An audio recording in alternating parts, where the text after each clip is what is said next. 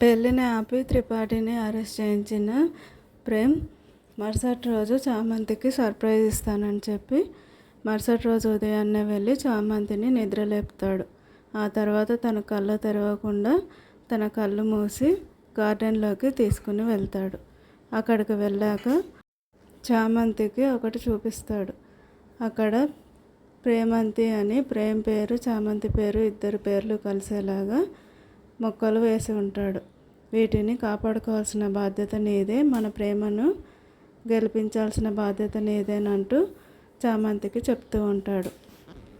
చామంతి అది చూడగానే చాలా సంతోషంగా ఫీల్ అవుతుంది. ప్రేమ్ చామంతి దగ్గర వీర ప్రేమికుల్లా మాట తీసుకుంటూ ఉండగా ఇదంతా రమాదేవి ఇంకా నిషాలు చూస్తూ ఉంటారు. అది చూసి షాక్ అవుతుంది రమాదేవి. రమాదేవి నిషాలు ప్రేమ్ని చామంతిని విడగొట్టడానికి మళ్ళీ ఏం చేయబోతున్నారు? వీళ్ళ నుంచి తప్పించుకొని ప్రేమ్ ఇంకా చామంతిలు ఎలా కలవబోతున్నారు? వాళ్ళ ప్రేమను ఎలా గెలిపించుకుంటారు?